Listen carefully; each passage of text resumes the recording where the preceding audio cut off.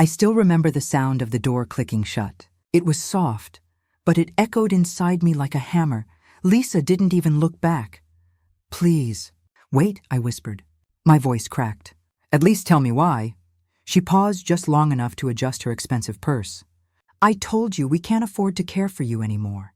This is better for everyone." I gripped the thin blanket on my lap.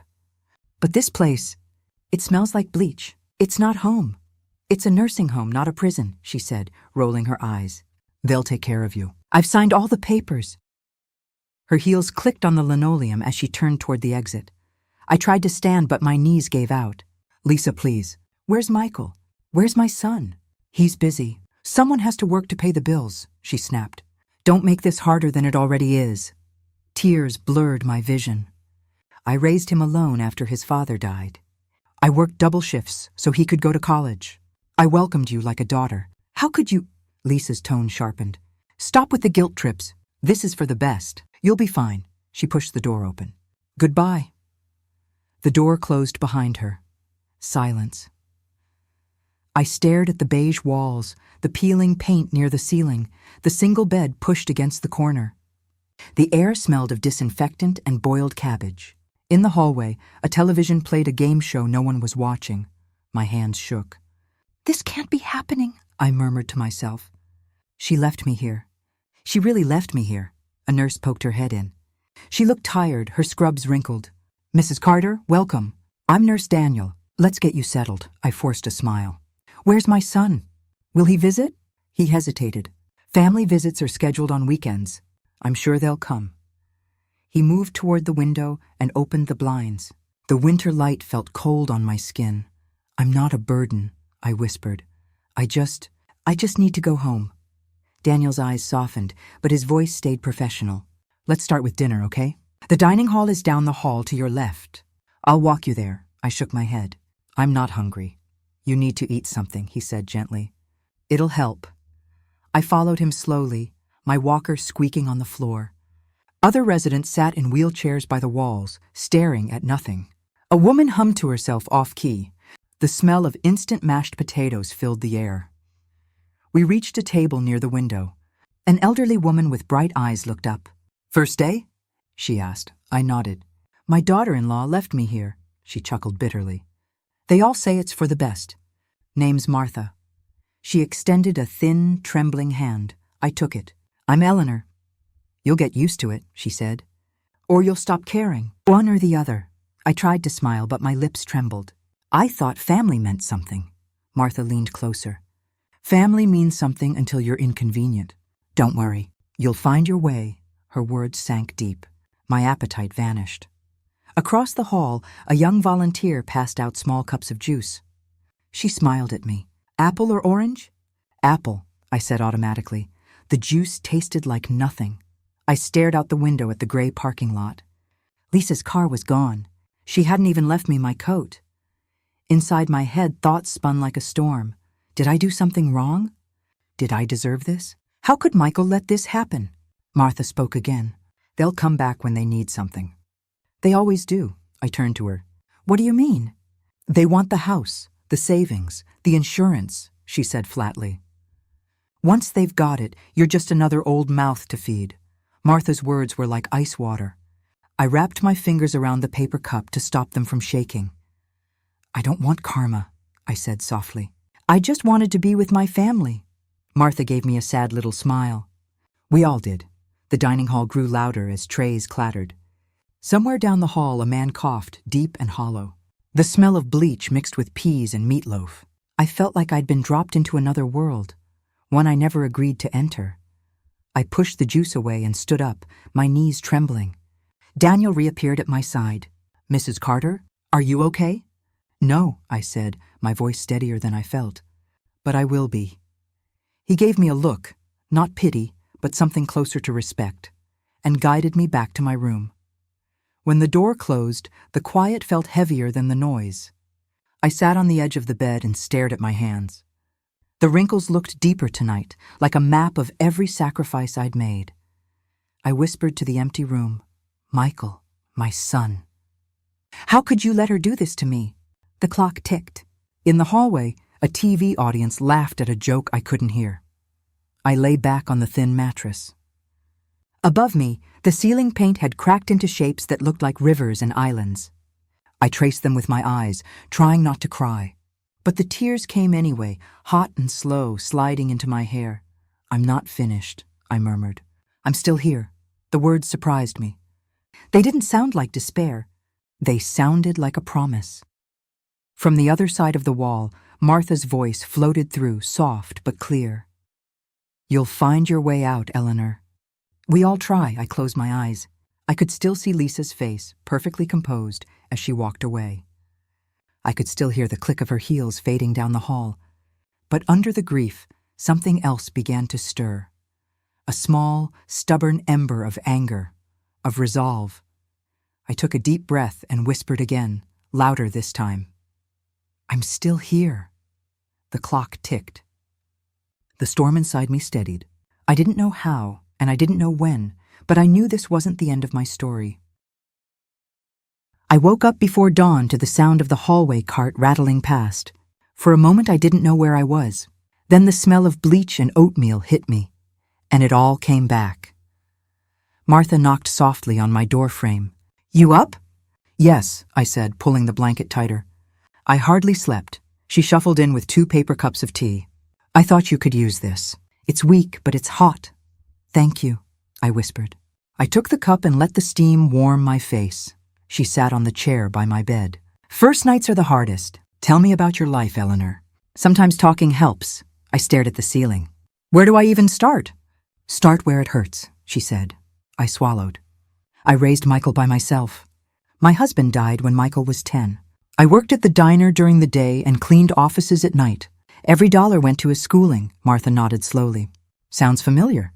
I was proud when he graduated college. Proud when he met Lisa. She seemed sweet back then. She hugged me and called me Mom. She promised she'd look after me when I got older. I felt my throat tighten. I believed her. Martha's eyes softened.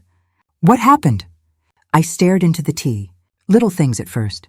Lisa saying I was too old-fashioned, telling Michael I was a burden.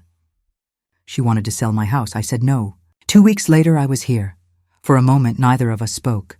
The clatter of breakfast trays echoed down the hall. "I keep thinking maybe Michael didn't know," I said quietly.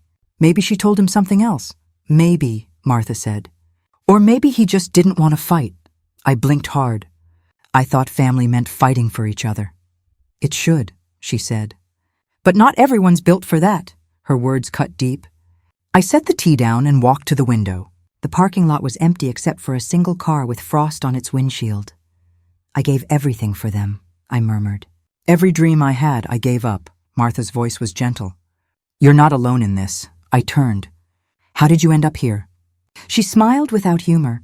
"My son put me in here after my stroke. Said it was temporary. It's been 4 years. I sat back on the bed. "Does it ever stop hurting?" "Not really," she said. "But one day you stop waiting for them to come back, and you start thinking about yourself again." Her words landed like a stone in my chest. I thought of the photo of Michael as a boy that I'd tucked into my purse. I thought of Lisa's cold eyes as she walked away. "I don't know who I am without them," I admitted. Martha leaned forward. "Then maybe that's what you're supposed to find out." A nurse poked his head in. It was Daniel again. "Mrs. Carter? Breakfast?" "I'm not hungry," I said. He looked at me kindly. "At least take some toast. It'll help." I followed him to the dining hall. The same gray walls, the same quiet hum of resigned voices. But this time, I heard Martha's words echoing inside me. "Start thinking about yourself again." I sat at a table near the window, tray untouched. My mind drifted back to the nights I spent cleaning offices while Michael slept. I remembered patching his torn sneakers, counting tips to pay for his textbooks, sewing Lisa's wedding dress because she couldn't afford the one she wanted. All of it replayed like an old film, each memory both sweet and bitter. Daniel set a plate of toast in front of me. "Eat," he said softly. "Thank you," I said. I took a bite, barely tasting it. As I chewed, something inside me shifted. Just a little. A thought formed. If they could decide my life without asking me, maybe I could decide something too. I didn't know yet what that meant. But it felt like the first small crack in a wall I'd been leaning against for years. I pushed the tray away and stood up. I'm going to take a walk, I told Daniel. He raised an eyebrow. Outside? Yes, just for a minute. The cold air hit my face as I stepped into the courtyard. Frost glittered on the grass. My breath rose in white clouds. I closed my eyes and whispered to myself, I'm still here. I'm still me. It wasn't strong yet, but it was the beginning of something. I woke before the sun. The nursing home was quiet, except for the low hum of the heater and a faint cough from somewhere down the hall. For a second, I didn't know where I was. My hand reached out and touched the cold metal bed rail, and then it all came back. The car ride, the door shutting, Lisa's bright lipstick and cold eyes. My chest ached as if a heavy stone were sitting on it. I sat up slowly. My knees hurt, but not as much as my heart. I stared at the wall and whispered to myself, how did it come to this? My voice cracked. I remembered the kitchen in my old house, the smell of cinnamon rolls, my grandson's laughter. I remembered Lisa walking in with her perfect hair and perfect smile, telling me she'd take care of everything. How naive I'd been to believe her. A soft knock on the door broke my thoughts. Come in, I said. Martha poked her head in. Her hair was wrapped in a scarf, and she held 2 mugs of coffee. Couldn't sleep either? She asked. I shook my head. Too many memories chasing me. She came in and handed me a mug. The coffee was weak, but it was warm. You know, she said, settling into the chair, people who put us here think we're finished. But sometimes this is where we start over. I frowned. Start over? At my age? Age doesn't kill the will, Martha said. It's giving up that does. Her words hit me harder than I expected. I sipped my coffee and looked at her. I don't even know where to begin. You begin by remembering who you are, she said. Not just someone's mother or someone's grandmother. You. I stared at the window. Outside, the first light of dawn was breaking. For months, maybe years, I'd been fading, letting Lisa arrange my life, my finances, my son's attention. I thought it was love. Maybe it was laziness. Maybe I just wanted to believe the best in people. But Martha's words stirred something deep inside me. A tiny flame. I raised my son alone, I said slowly. I worked 2 jobs. I built a life from nothing. I'm not weak.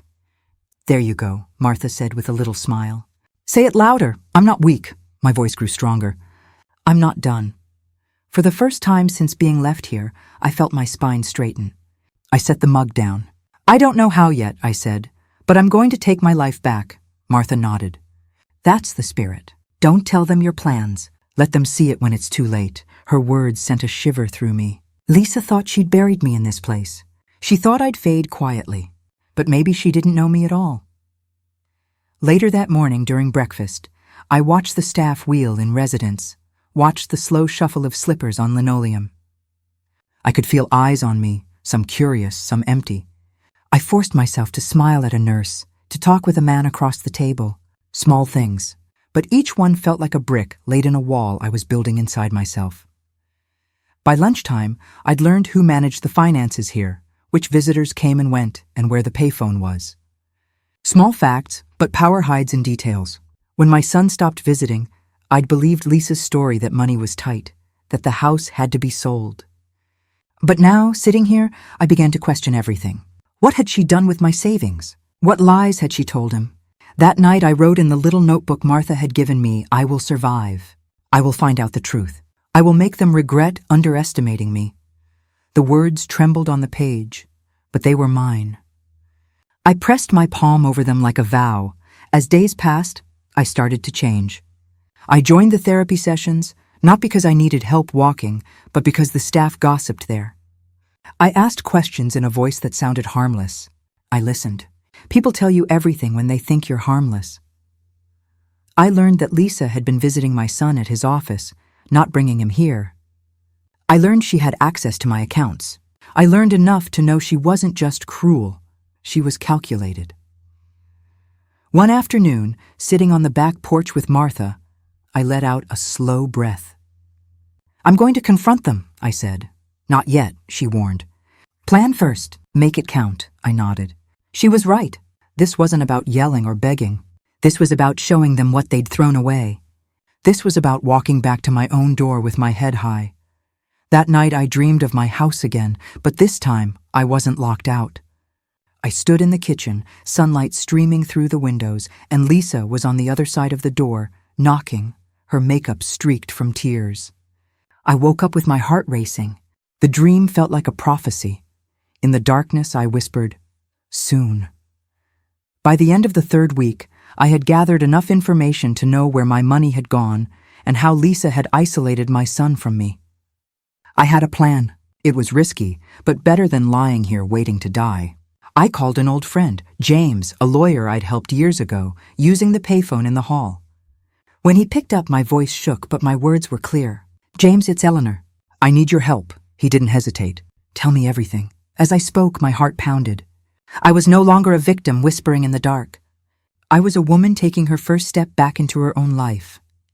When I hung up, Martha was waiting by the door. "You look different," she said softly. "I feel different," I replied. "It's like I've been asleep for years and now I'm waking up." She smiled.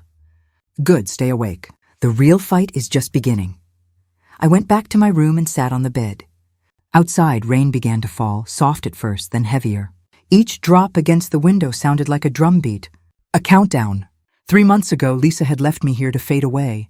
Soon, very soon, she would be the one standing at my door, begging. I closed my eyes and breathed deeply. I wasn't just surviving anymore. I was preparing, and for the first time since that terrible day, I felt alive. I clutched the phone long after James hung up. My hands trembled, not from weakness but from adrenaline. For the first time since Lisa dumped me here, I wasn't just thinking about revenge. I was moving. Martha appeared at my doorway. "Well?" she asked quietly. "He's going to look into everything," I whispered. "My accounts, the house, even the guardianship papers Lisa pushed me to sign. He said if she's stolen from me, we can prove it." Martha's eyes shone. "That's my girl." I sat on the edge of the bed. "I feel like I'm standing on a cliff. Part of me wants to jump. Part of me wants to run. That's normal," she said. "But remember who you are. You raised a family alone. You can do this." I nodded. "I have to." 2 days later, James called back. I answered the payphone with shaking fingers. "Eleanor," he said, his voice low but firm. "Lisa's been siphoning off your pension and the equity from your house. She forged your signature on several documents. I've already contacted a forensic accountant." My knees went weak. "How much?" "Almost everything." A wave of nausea rolled over me. "My son, does he know?" "I doubt it. She isolated him. But we can show him the evidence." I pressed my forehead against the cool metal of the phone. "James, I don't just want my money back. I want my life back." "And you will," he said. "But you need to be patient, quiet. Let her think you're still powerless." "Can you do that?" I swallowed hard. "Yes, I can." That evening, as the residents gathered for bingo, I slipped back to my room and opened my notebook. I wrote Step 1, gather proof. Step 2, show my son. Step 3, walk out of here with my head high. I stared at the words until they blurred. A knock at the door startled me. "Come in," I said. A young nurse named Clara poked her head in. "Phone for you at the desk, Mrs. Walker." I frowned. "Who is it?" She wouldn't say. I walked slowly down the hallway, my heart hammering. At the desk, I picked up the receiver. "Hello? Mother?" My son's voice, thin, hesitant. "It's me. Daniel." I gripped the phone tighter. "Daniel, are you all right?" A pause. "Lisa told me not to call. She said it would upset you." Tears pricked my eyes. Hearing my son's voice could never upset me. Another pause. "I miss you," he whispered. "I miss you too." My voice broke. "Daniel, listen to me." But then Lisa's voice in the background. "Hang up, Daniel." The line went dead. I stared at the receiver, my heart pounding. Around me, the hallway buzzed with ordinary life, but my world had tilted. Daniel still cared. Lisa was afraid. I walked back to my room on shaking legs. Martha looked up from her knitting. "What happened?" "My son called," I said. "She tried to stop him." "She's losing control." Martha smiled grimly. "Good. Keep pushing." Over the next week, James sent me documents, copies of forged checks, bank transfers, legal papers. Each one was like a dagger and a lifeline at the same time. He also sent a letter for Daniel, summarizing the evidence in simple words. All I had to do was get it to him, but Lisa had blocked every normal route. She screened his calls, intercepted his mail, so I devised another plan. One afternoon, as Clara the nurse changed my bedding, I said casually, "You go to town after your shift, don't you?" She nodded. "Why? I have a letter from my son. He's not getting my mail. Would you drop it in a public mailbox for me?" Clara hesitated. "Is everything okay?" I looked into her eyes. "I'm trying to get home, please." She bit her lip, then nodded. "Give it to me tonight." I thanked her with a trembling hand. That night I sealed the letter and slid it into her palm. "This might save me," I whispered. 3 days later, Daniel walked into the nursing home unannounced. I was sitting with Martha in the lounge when the doors opened. For a heartbeat, I thought I was dreaming. My boy, tall, tired, eyes full of questions, walked straight toward me. "Mother," he said, his voice cracking. I stood up. My knees wobbled, but I managed to smile. "Daniel," he hugged me hard. "I'm so sorry," he whispered. "I didn't know." Tears rolled down my cheeks. "I know you didn't," he pulled back. "James sent me everything. The bank statements, the signatures. Lisa lied to me," I nodded. "I never stopped believing in you." His jaw tightened. "We're leaving. Right now." But I shook my head. "No, not yet. We do this properly, quietly. She needs to walk herself into the trap." He stared at me. "You sound different." "I am different." I took his hands. For months I felt powerless. "Not anymore." Daniel swallowed hard. "Tell me what to do." I glanced around. Nurses move past, oblivious. "Go home. Pretend nothing's changed.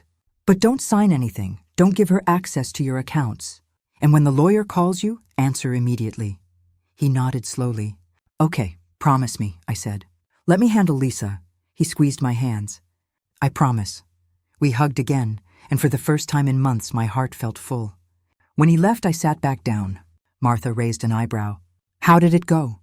I wiped my eyes. "The tide is turning," she grinned. "Now watch her drown in her own lies." That night I couldn't sleep. I lay in bed listening to the rain tap against the window.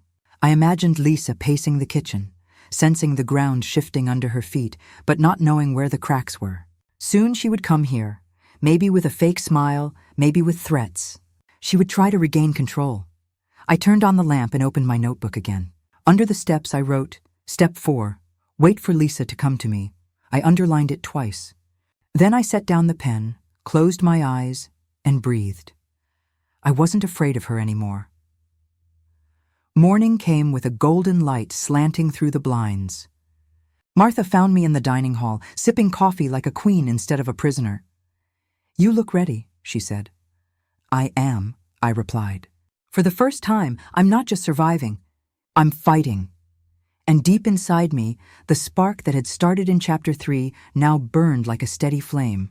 Lisa thought she had buried me, but I was rising, and soon, very soon, she would be the one at my door, begging. For the next 2 weeks, I lived in 2 worlds at once. On the surface, I was still just another old woman in a nursing home, shuffling to breakfast, nodding politely at nurses. Underneath, every day was a step in a secret war. James called with updates. Daniel sent quiet text messages to the payphone number Clara had given me. Evidence was piling up like stones for a fortress. On a gray Wednesday morning, Clara whispered as she handed me my tea. "Your daughter-in-law came by the front desk. She didn't leave a message. She looked angry." My heart skipped. "She's sniffing around," Clara nodded. "Be careful," I smiled faintly. "Don't worry. She thinks I'm still weak."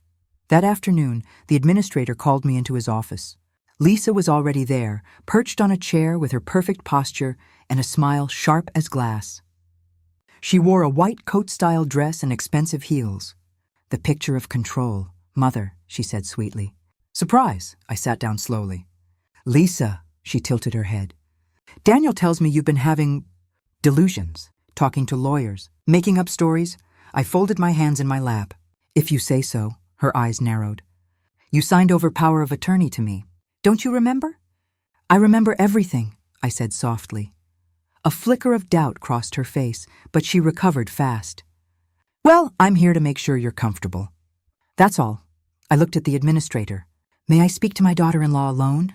He hesitated, then nodded and left. As the door shut, Lisa leaned closer. "Whatever you're planning, stop. Daniel believes me." "He always will." I smiled, small and cold. "We'll see." Her face flushed. You're making a fool of yourself. I'm the only one who cares what happens to you." "No, Lisa," I whispered. "You're the only one who cares what happens to my money." She stood abruptly. "You're confused. Goodbye." She walked out before I could reply, her heels clicking like gunshots. I stayed in the chair, breathing slowly. The confrontation had been brief, but I'd seen something in her eyes. Not confidence. Fear. That night, James called again. "She's trying to transfer the last of your assets overseas," he said. But Daniel froze the account. "We have everything we need. All that's left is the confrontation." My fingers tightened on the receiver. "She's coming for me." "That's good," James said. "Let her. When she steps into the trap, we act." I hung up and turned to Martha, who'd been sitting quietly by the window. "It's happening," I said. She smiled. "Then hold your head high. Make her show her true face." 2 days later, Lisa returned. This time she didn't glide in. She stormed. Her hair was slightly out of place, and her lipstick was smudged. Even her perfume smelled sour. She marched straight into my room, ignoring the nurses. "What have you done?" she hissed. I looked up from my knitting. "I'm making a scarf. Don't play games with me." She slammed the door. Daniel froze the accounts. "He's questioning me about documents. He thinks I stole from you." I set the knitting aside and met her eyes. "Did you?" She opened her mouth, closed it again, then snarled, "I took what I deserved." There it was. The confession. I almost felt sorry for her. "Almost. You left me here to die," I said quietly. "Why?" Her voice rose. "Because you're old and useless. Because Daniel spent all his time and money on you. I deserved the house. I deserved the money. I built our life, not you." I stood slowly, my knees aching but my back straight. "No, Lisa, I built my life." "And you stole it," she laughed bitterly. "You think you're going to win?" Nobody believes an old woman in a nursing home. I stepped closer until we were nose to nose. "Daniel believes me. And tomorrow the police will too." Her face was drained of color. "Police?" I nodded. "James filed charges this morning. Forgery, theft, elder abuse." She stumbled back. "You can't do this to me. You did it to yourself." For a moment she just stared, breathing hard. Then she turned and ran out. The door slammed behind her. I sat back down, trembling but triumphant. Martha peeked in. "Everything okay?" I laughed. A deep, shaking laugh I hadn't heard from myself in years. "Better than okay. It's over." But it wasn't quite over. That night Daniel called again. "She's gone," he said. I packed a bag and left the house. "The police are looking for her." I closed my eyes. "She'll come here again. She won't be able to help herself." "Do you want me to pick you up?" he asked. "Not yet," I said softly.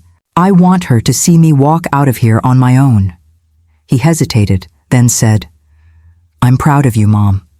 The words filled me with warmth. "Thank you, Daniel." The next morning the sky was bright and cold. I dressed carefully in my best cardigan and pinned my silver hair up. Martha came to my room. "You look ready for battle," she said. "I am," I replied.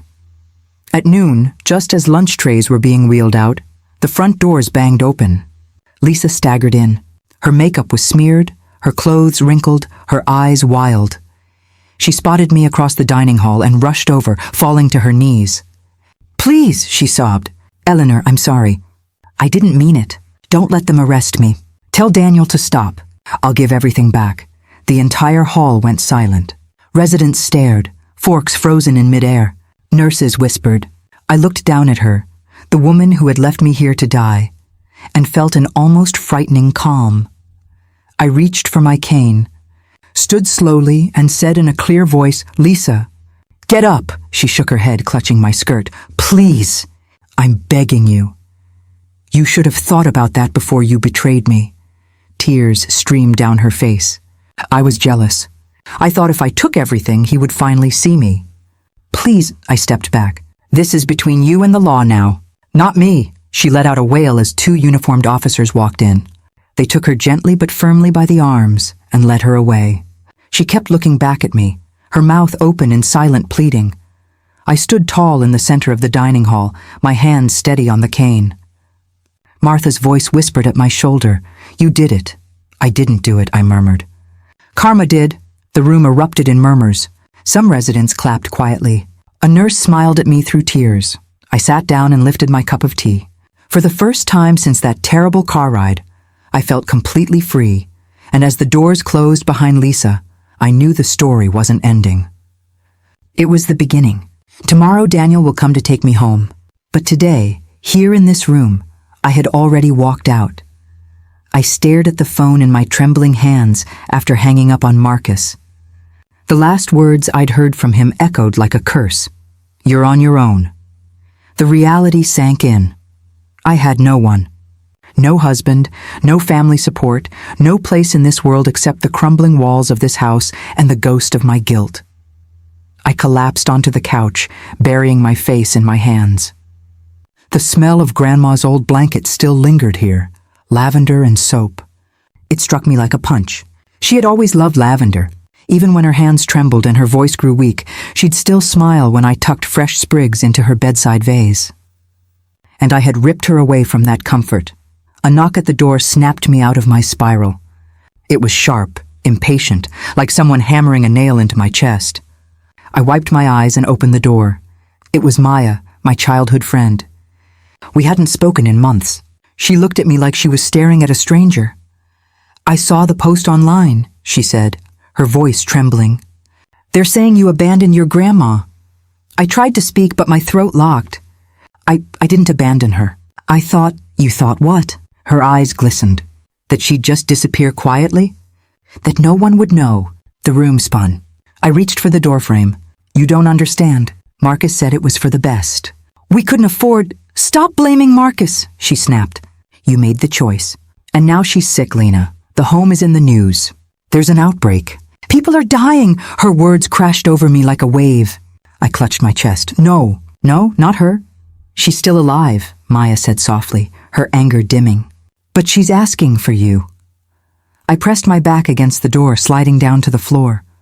The world tilted. All the excuses, all the justifications crumbled like dust. "I have to go," I whispered. "Then go," Maya said. "Go now." "Before it's too late." She left without another word. The door clicked shut, and the silence roared. I packed a bag blindly. Keys, wallet, a scarf Grandma had knitted for me last winter. My fingers brushed over the soft yarn and my chest tightened. I remembered her voice that night. "This will keep you warm, sweetheart." I hadn't called her sweetheart in years. I drove in a haze, the city blurring past my windows. Every traffic light felt like a judgment. Every billboard, every face seemed to whisper, "You left her. You left her." By the time I reached the nursing home, the sky was gray, heavy with rain. The parking lot was half empty. Yellow tape hung across one wing of the building. A security guard stood at the entrance, arms crossed.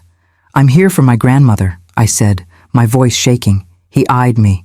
"Name?" "Margaret Hayes," I whispered. His expression softened slightly. "She's in isolation. No visitors allowed." My knees buckled. "Please, I'm her only family. She's all I have." He hesitated, then said quietly, "Wait here. I'll see what I can do." I stood there, soaked by the drizzle, staring at the building that held the woman who had raised me when my own mother died. The woman I had betrayed, the woman I had to face. Through the window, I caught a glimpse of her. She was sitting in a wheelchair by the far wall, head bowed, hair thinner than I remembered. Even from here, she looked smaller, like a candle burning out. My breath hitched. "I'm so sorry," I whispered to the glass. "I'm coming, Grandma." The guard returned and nodded me inside. The hall smelled of antiseptic and despair. Nurses moved quietly, eyes tired. As I walked, my feet felt heavier with each step, like I was wading through guilt itself. When I reached her room, I froze at the doorway. "Grandma?" My voice cracked, her head lifted slowly. Her eyes, once bright and sharp, were clouded but still searching. When they landed on me, they widened, then dimmed. "You came," she said faintly. Tears blurred my vision. "I'm here. I'm so sorry. I'm so sorry." She didn't speak. She just reached out her hand. And I went to her, falling to my knees, pressing my forehead against her palm. The warmth of her skin nearly undid me. For a moment there was only silence, and the sound of my heartbeat pounding in my ears. I had been keeping track of time by the squeak of the food cart and the shuffle of slippers in the hallway. That morning, 3 months after being dumped here, something inside me felt different. I sat up in my narrow bed and stared at the sunlight slanting through the blinds. It didn't feel like a normal morning. It felt like the beginning of something. Martha wheeled over. "You've got that look again," she said softly. "Like you're waiting for news." "I don't know," I whispered. "I just feel it. Like the world is turning on them." Inside me, anger and sadness had been fighting for space. Now a small sharp spark of vindication cut through. I'd heard bits and pieces of gossip from visitors, nurses, even the television in the common room.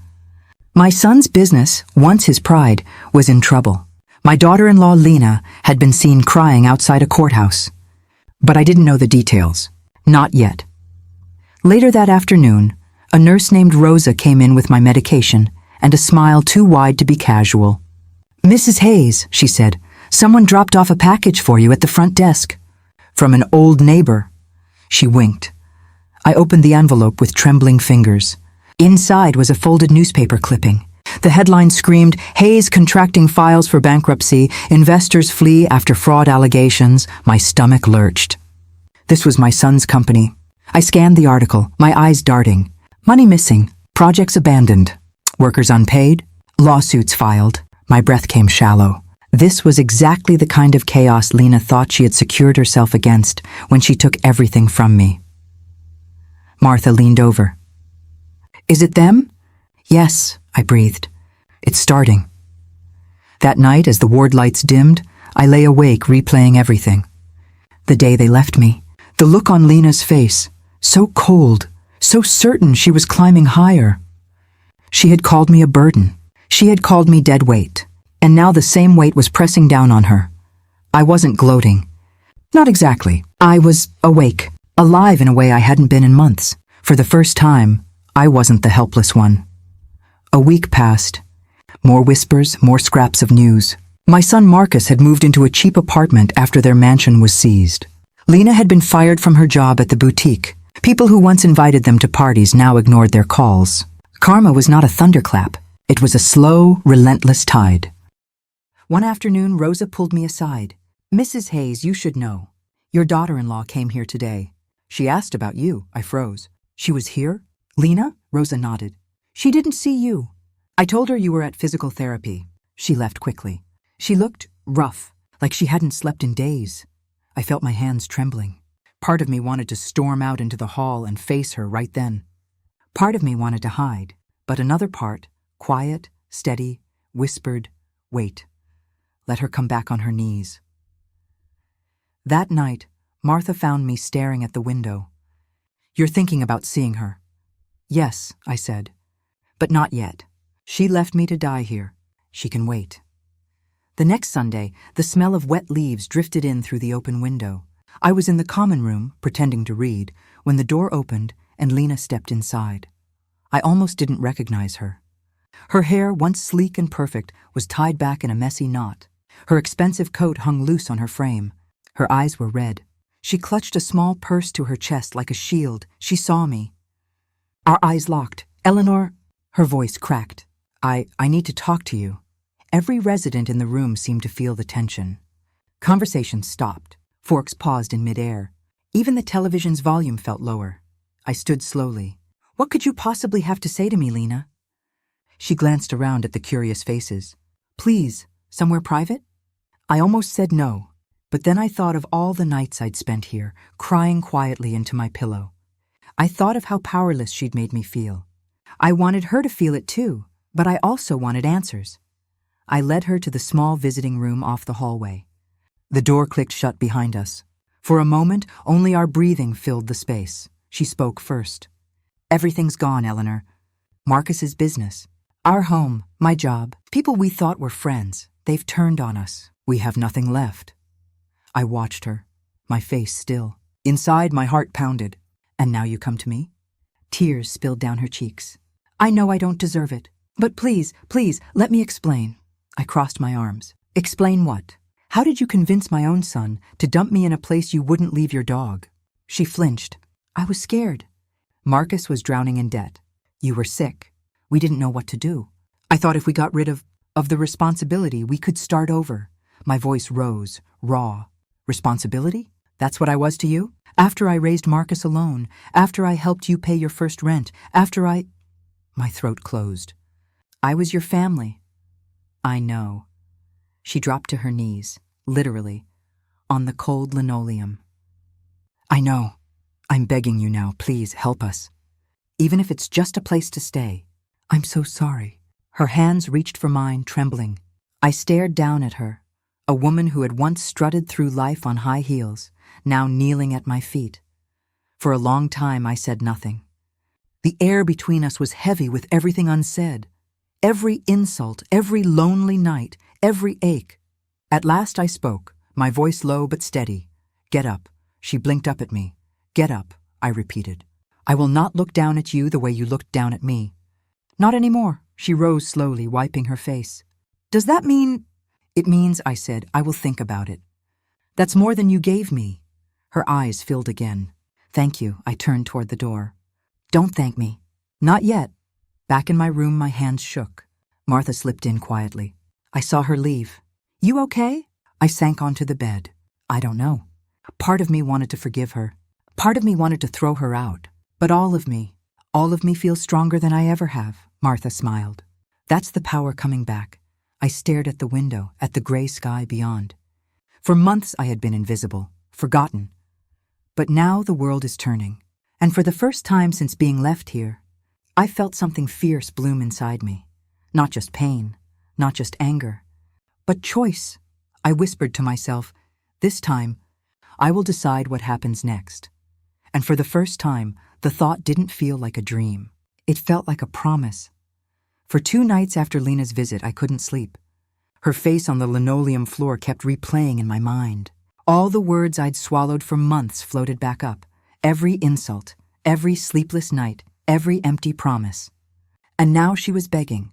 Part of me wanted to slam the door forever. Part of me wanted to see Marcus. Mostly I wanted my power back. I sat up in bed, the hallway dim. Martha's soft snore drifted from the next room. I whispered to myself, no more being a passenger. The words steadied me. I would decide, not Lena. The next morning I asked Rosa for the phone. My voice was calm but strong. I need to make a call, I said. She raised an eyebrow but handed me the receiver. I dialed the number Marcus used to call me from years ago. It rang and rang. Then a groggy voice answered. Hello? It's your mother, I said quietly. There was a pause. Mom, are you okay? I'm still alive, I said. You left me here, but I'm still alive. And your wife came crawling yesterday, he exhaled hard. Mom, I'm sorry. Everything's gone wrong. I don't know what to do. That's clear, I said. But I'm not here to fix it. Not yet. Silence. Then can I see you? Yes, I said. But on my terms. Tomorrow, noon, in the visiting room. Alone. Okay, he said. I'll be there. I hung up and let the receiver click back into place. My hands were shaking, but my heart felt steady. For the first time since the betrayal, I wasn't reacting. I was setting the stage. Noon arrived. Marcus walked into the visiting room, looking thinner, his suit wrinkled. He stopped when he saw me. Mom! I held up my hand. Sit. He sat. I stared at him. Tell me why. He rubbed his forehead. Debt. Fear. Lena kept saying we couldn't afford your care. She said the home was temporary. I believed her. I thought I could fix it later. You didn't call. You didn't visit. He winced. I know. I was ashamed. I leaned forward. Do you love me? His eyes welled. Yes, I do. Then you'll listen, I said. You will find another apartment. You will find honest work. You will take responsibility for your choices. And if you do, maybe I'll consider letting you back into my life. But not on your timetable. On mine, he nodded slowly. I'll do anything. Please, Mom. I took a deep breath. Lena wants a place to stay. Does she know you're here? No. Good. Because she needs to learn too. I stood. You may go now. He stood too, uncertain. Will you forgive me? Forgiveness isn't free, I said quietly. It's earned. He swallowed hard and left. After he was gone, I stayed in the empty room, my hand pressed to the table. My heart ached, but it didn't feel weak anymore. It felt like a muscle slowly healing. Martha found me later. How'd it go? I told him the truth, I said. I didn't yell. I didn't cry. I told him what I expect, she grinned. That's a queen move. I smiled faintly. Maybe. Or maybe it's just finally being me again. That evening, Rosa approached me with an envelope. "This came for you," she said. Inside was a letter, handwritten, shaky. "Eleanor, I've found a small apartment. I'm starting a job next week. Lena doesn't know yet. I want to make things right. I'll respect your wishes. Marcus." I folded the letter and set it on my nightstand. A strange peace settled over me. Not joy, not forgiveness, but a small sense of control returning to my life. I whispered to myself, step by step. Days turned into weeks. Marcus called once a week, keeping his promises. Lena didn't return. Word around the home was that she was bouncing between friends' couches, still looking for work. Every so often I caught myself picturing her face on the floor of the visiting room, and I felt no hatred, just a hard boundary inside me like a locked door. One afternoon, Martha rolled up beside me. "You're glowing," I laughed softly. "No, I'm just breathing again." She tilted her head. "So what's next?" I looked out the window at the winter sun glinting on the snow. For months, my life had been reduced to meals, pills, and waiting. Now it felt open again. "Next," I said slowly, "I plan my future. Not theirs." And as I said it, I realized I meant it. Winter had settled over the city like a heavy quilt. From my window, I watched the snow fall in slow, quiet spirals. The nursing home smelled of cinnamon from the kitchen, but the cold air outside felt like freedom. For the first time in months, I wasn't just counting days. I was making plans. Marcus was working, sending letters. Lena had disappeared. Inside me, a fragile new self was taking shape. Martha noticed it too. "You sit straighter now," she teased one morning as we drank lukewarm tea. "Like a woman with secrets." "Not secrets," I said softly. "Choices," she winked. "Even better." Every afternoon, I walked the hall twice without my cane. Every evening, I wrote in a small notebook what I wanted, what I refused, what I would build if I ever left here. My handwriting looked steadier each day. I thought about moving in with a friend from church, about volunteering at the library, about maybe, just maybe, smiling again without it hurting. I had almost convinced myself Lena was gone for good. Then, one icy Thursday, Rosa came to my room. "Mrs. Hayes," she said quietly, "there's someone at the front desk asking for you." "She says she's family." My heart stumbled. "Her?" Rosa nodded. "Do you want to see her?" I looked down at my trembling hands. "Bring her to the visiting room." The room was empty except for a table and 2 chairs. I sat with my back to the window, breathing slow, until the door opened. Lena stepped inside. She was thinner than last time. Her coat was torn at the sleeve. Her eyes were hollow but determined. She carried a paper bag clutched to her chest. She didn't kneel this time. She sat across from me and set the bag on the table. "I brought you something," she said. Her voice was hoarse. I glanced at the bag but didn't touch it. "Why are you here, Lena?" She folded her hands. "Because Marcus told me he's rebuilding his life. Without me. He said you told him to stand on his own. He's right. And I don't know who I am anymore." "That's not my problem," I said evenly. "I know." She stared at the table. "I came to tell you the truth." I raised an eyebrow. "Which truth?" "You've told me so many versions." Her eyes filled. "The one where I was jealous of you. You were the center of Marcus's world, even when we were married. You always had a piece of him I couldn't touch. I hated that. When the debts came, I saw a way to get rid of you and get his full attention. It was selfish. It was cruel. And now I'm alone." The room felt very still. I could hear my own heartbeat. "You think confessing fixes it?" "No." She took a shaky breath. "I think maybe it frees me. I know you don't owe me anything. I just wanted you to know I'm sorry." She pushed the paper bag across the table. "I sold my last piece of jewelry. There's cash in there. It's not much, but it's all I have. For your care, for what I did." I stared at the bag. "You think money buys forgiveness?" She shook her head. "No, but maybe it buys a chance to start being human again." For a long moment, I said nothing. I saw her as she had been on my porch years ago, a young woman clinging to my son's arm, so full of plans.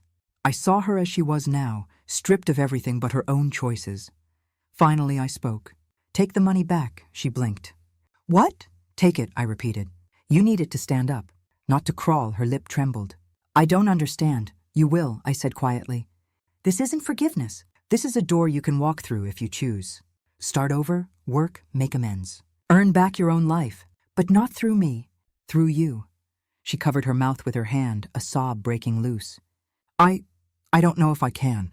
You can, I said, but you'll have to want it more than you wanted to be rid of me. We sat in silence.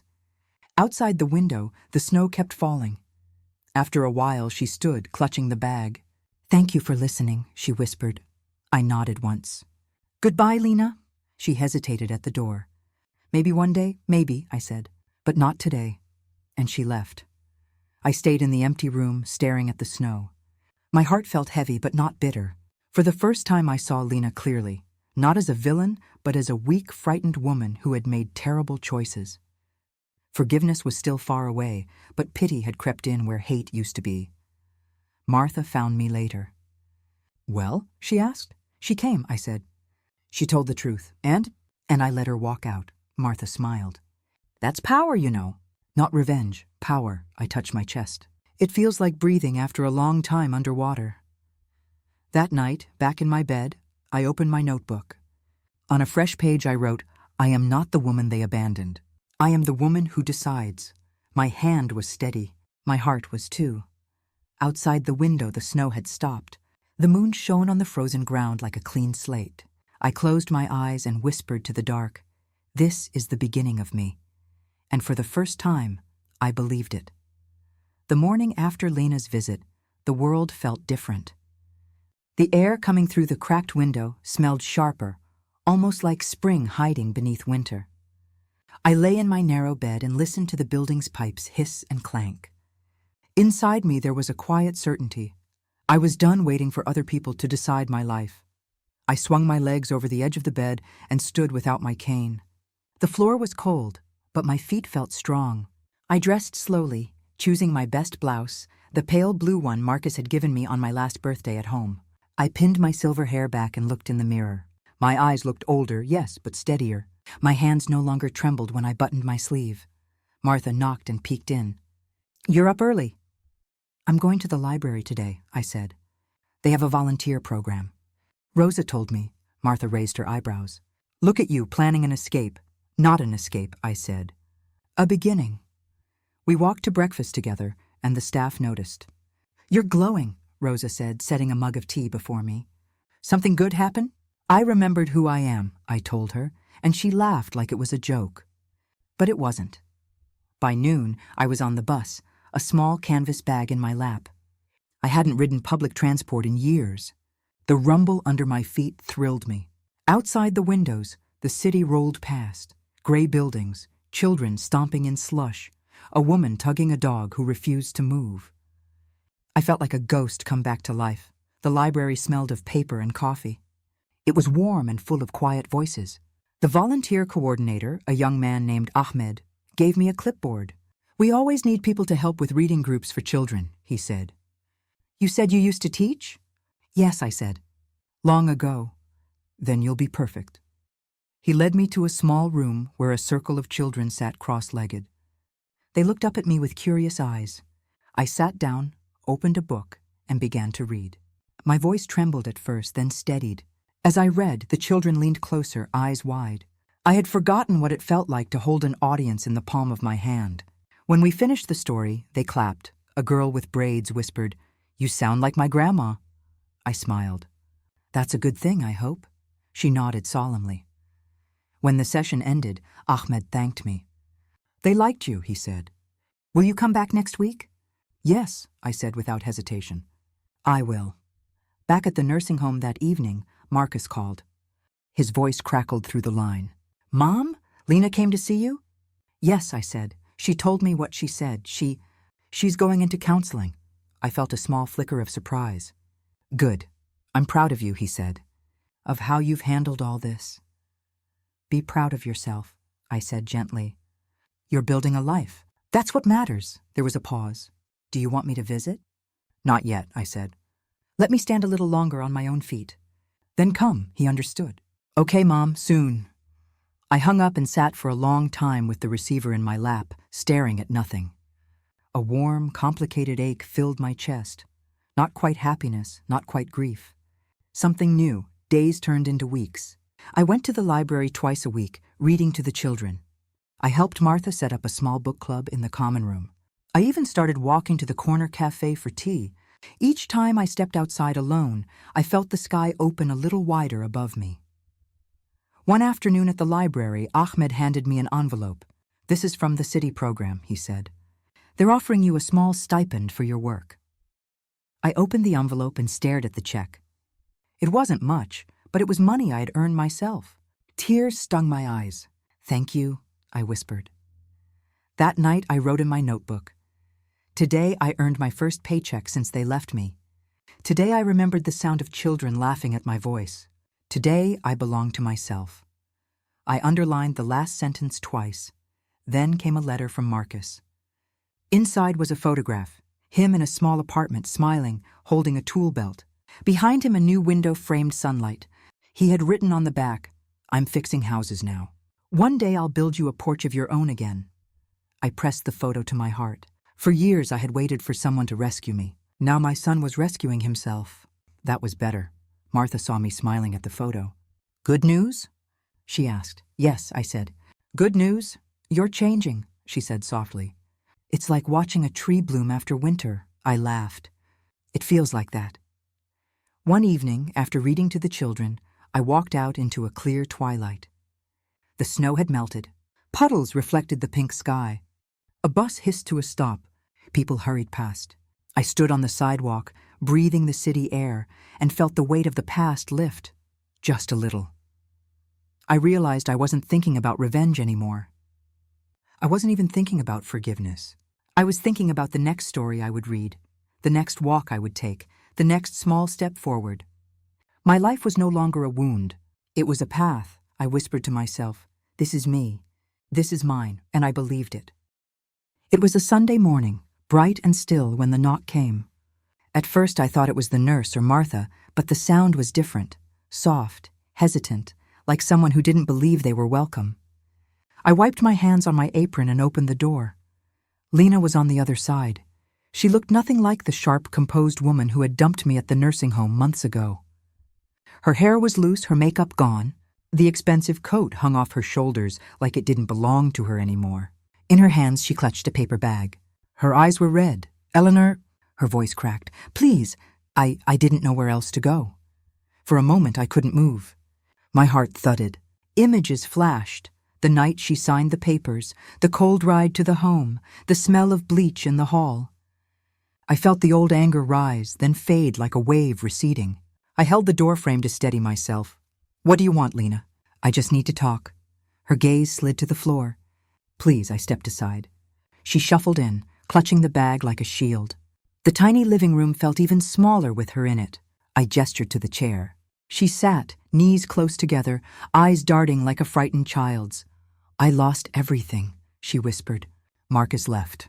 He's renting a room across town. Her voice broke. "I'm being evicted. I've been sleeping in my car." I folded my arms. "And now you come here." "Yes," she swallowed. "I'm sorry. I didn't understand what I was doing back then. I thought it would make my life easier. I thought if you were gone, Marcus would finally focus on me. Instead," she gave a harsh laugh. "Instead, I'm alone." I didn't speak. My hands trembled slightly, but not from weakness. For months I had imagined this moment, dreamed of shouting, slamming the door, telling her to crawl. Now she was crawling without me saying a word. "I see you're doing well," she said, glancing at the bookshelf, the potted plant, the library badge pinned to my bag. "You look stronger."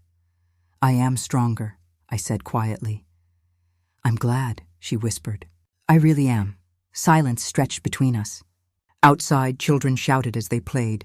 I could smell the faint scent of soap from her coat, masking something sour underneath, fear, desperation. She dug in the paper bag and pulled out a folded envelope. "This is all I have," she said. $200. Please, just help me. Let me stay for a few days. I don't know who else to ask." I looked at the envelope. The old me would have reached for it immediately, would have taken her in without question. But the old me had almost vanished in that nursing home. This new version of me remembered every cold night, every humiliation, every step I had taken alone since. "Lena," I said, "I'm not a shelter. I'm an old woman with a small room, I know. Her eyes filled with tears. But you're the only one who hasn't slammed the door yet. I thought of Marcus, his photo, his note about building me a porch. I thought of the children at the library leaning forward as I read. I thought of my own heartbeat, steady and sure. You chose to leave me, I said. You chose to put me away, and you've had months to think about that choice. She nodded, tears sliding down her cheeks. I've thought about it every day. I went to the kitchen and filled a glass with water. I brought it back and placed it on the table. She reached for it with shaking hands. I'm not going to throw you out, I said. But I'm not going to save you either. Her head jerked up. What? You need to stand on your own feet, like I had to. There's a women's shelter 3 blocks away. I can give you the number. I can even walk you there if you're afraid. But you can't stay here. Not tonight. She stared at me, mouth open. Then she gave a small, broken laugh. You're stronger than me now. No, I said softly. I just finally remembered who I am. She wiped her face with her sleeve. Will you ever forgive me? I don't know, I said honestly. Maybe forgiveness is a place we both have to walk toward. But I'm not there yet. She nodded slowly. That's fair. I wrote the shelter's address on a scrap of paper and slid it across the table. She looked at it as if it were a map to another planet. Then she stood, clutching the paper and the envelope of money. At the door, she turned back. Thank you for not hating me. I tried hating you, I said. It didn't fit. Her lips trembled. Goodbye, Eleanor. Goodbye, Lena. She stepped into the hall. The door clicked shut. I stood there for a long time, listening to the silence. My hands were steady. That evening, I walked to the library for the reading group. The children were already waiting, chattering, their faces bright. I opened the book and began to read. My voice was clear, strong, full. As I turned the pages, I felt something ease inside me. Not forgiveness, not yet, but a release. After the session, Ahmed stopped me at the door. Big turnout tonight, he said. They really love you. I love them too, I said. Walking home under the streetlights, I thought of Lena walking toward the shelter. I thought of Marcus working on houses. I thought of myself stepping out of the nursing home, one careful foot after another. We were all on our own paths now. At my door, I paused, looking at the worn handle, the small welcome mat Martha had given me. This was my space, my life, I whispered to the night. I survived. And for the first time in a long time, I felt truly free. The next morning, sunlight streamed through my kitchen window, painting golden squares on the worn wooden table. I brewed tea and sat quietly, listening to the kettle hiss. It had been 1 day since Lena had come to my door. I still saw her face every time I closed my eyes. Pale, cracked, ashamed. I wondered if she had made it to the shelter. A soft thump at the door broke my thoughts. When I opened it, there was no one there. Only an envelope on the mat. My name was written across it in Marcus's familiar handwriting. My heart lurched. For a moment, I couldn't breathe. I carried the envelope to the table and sat down. My hands trembled as I broke the seal. Mom, I know I've been a coward. I let Lena convince me to do something unforgivable. Every night since then, I've thought about you in that place. I've been working 2 jobs, saving money. I've left Lena. I'm trying to be a man you can be proud of again. I'm sorry for every tear you cried. If you'll let me, I want to come home. If not, I'll understand. Marcus' tears blurred the ink. I read the words 3 times. He had left Lena. He wanted to come back. My hands clutched the paper so tightly it wrinkled. A part of me wanted to run out the door, find him, hold him like a boy again. Another part whispered, be careful, Eleanor. You've rebuilt your life. Don't let him pull you under. The phone rang. I startled and picked it up. Mom, Marcus's voice, hesitant, unsure. Yes, I whispered. It's me. I left the letter at your door. I didn't know if you'd even read it. I read it, I said. My voice shook. Where are you? Across town, working on a remodel. I've been staying in a rented room. He paused. Can I see you? I closed my eyes. For months I had imagined this moment. It felt different now, heavier, but clearer. Yes, I said finally. Come by this evening. We'll talk. All afternoon I cleaned the apartment even though it was already neat. My hands moved automatically, wiping, dusting, setting 2 mugs out for tea. My mind swirled with memories. Marcus's first steps. His laughter at the kitchen table. The night he drove me to the nursing home without meeting my eyes. At 5:30, a knock sounded. My heart jumped. I opened the door. Marcus stood there. He looked thinner, older, like a man who had been running from himself. His eyes searched mine. "Hi, Mom." "Hi." My voice was soft but steady. "Come in." He stepped inside, shoulders hunched, and sat at the table. I poured tea and slid a cup toward him. He wrapped his hands around it as though for warmth. "I don't know where to start," he said. "Start with the truth," I said. He took a deep breath. "Lena said we couldn't afford to care for you. She said you were a burden. I wanted to fight her, but I was tired, scared. I let her handle it. I told myself it was temporary." He dropped his head into his hands. "I betrayed you." I stared at him. My chest ached, but my voice stayed calm. "You did. I've left her," he said quickly. "I'm working double shifts. I've saved a deposit for an apartment. I want you to live with me again. Let me take care of you." The old Eleanor might have said yes on the spot. This Eleanor had learned the cost of blind trust. "I have my own place now," I said. "I have work at the library, friends, a life." His eyes filled with tears. "I don't deserve you." "That's not the question," I said gently. "The question is who you're becoming now." He looked up at me. "I'm trying." I reached across the table and laid my hand over his. "Trying is a start." He gripped my hand like a drowning man clings to a rope. "Can you forgive me?" I hesitated. Forgiveness isn't a door I can throw open in one moment. "But you're knocking." "That matters." His shoulders shook. A sob escaped. "I'm so sorry, Mom." I squeezed his hand. "I know." For a long while we sat in silence, steam rising from our tea, the sound of traffic drifting through the open window. The air between us was heavy but not hopeless. Finally I said, "You have a long road ahead. You'll need to rebuild trust, not just with me, but with yourself. Are you ready for that?" He nodded fiercely. "Yes." "Then start by standing on your own 2 feet," I said. "Find your apartment. Keep working. Show me, not with words but with actions, that you've changed. Then we'll see where life takes us." He swallowed hard. "Okay." When he stood to go, he hesitated at the door. "Thank you for letting me in." I smiled faintly. "Thank you for coming." He left. I watched him walk down the street until he turned the corner and disappeared. My heart felt heavy and light at the same time. This was not the ending I had once dreamed of, but maybe it was a beginning. That night, lying in bed, I thought of Lena at the shelter, Marcus in his rented room, and me here in my own space. 3 separate lives, 3 separate journeys, connected by mistakes and blood and the thin thread of hope. I whispered into the darkness. I survived. We're all still surviving, and for the first time, I believed we might all find our way back, not to the past, but to something new. The next weeks passed quietly. I went to the library, I read to the children, I watered my plants.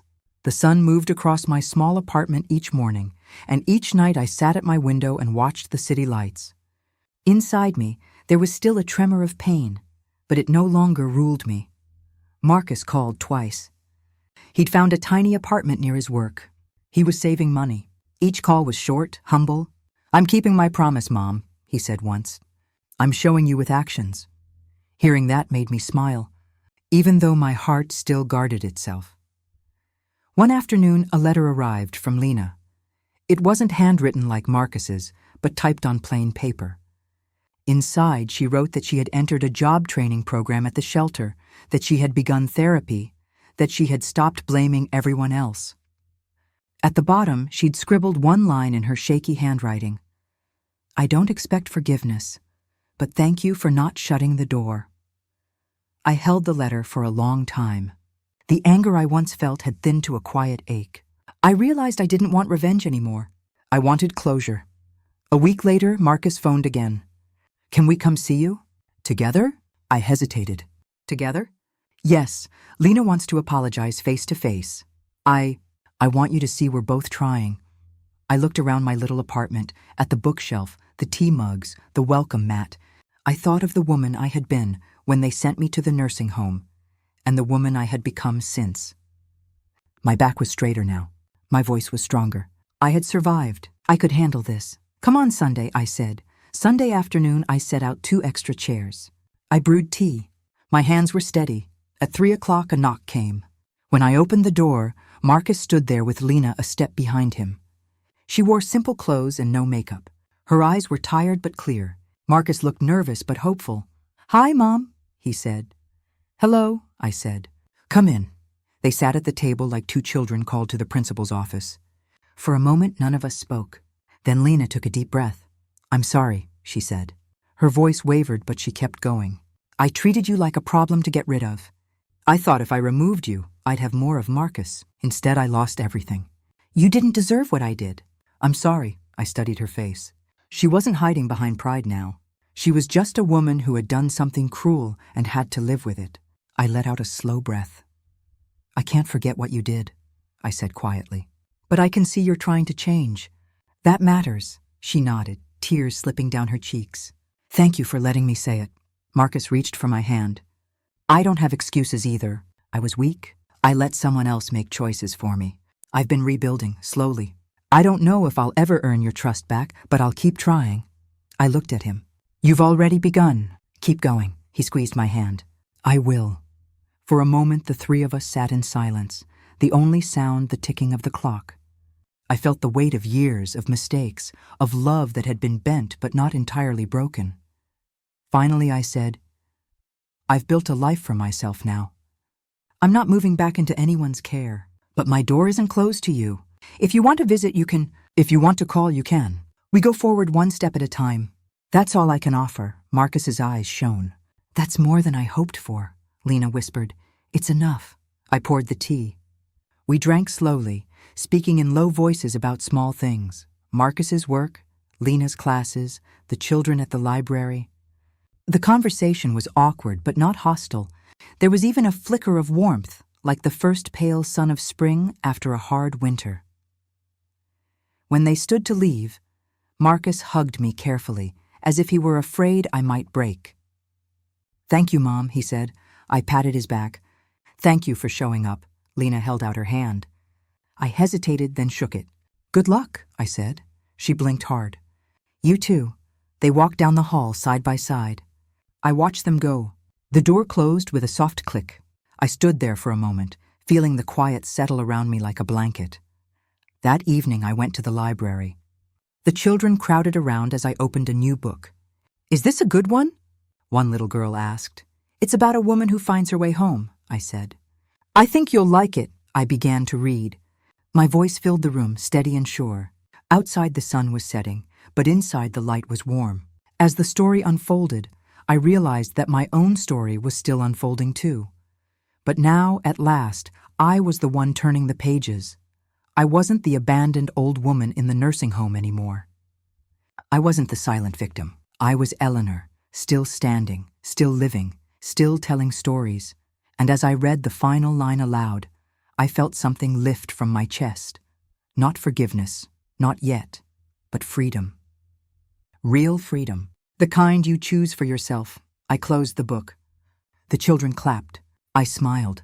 "I survived," I whispered to myself, and this time it didn't sound like a battle cry. It sounded like peace.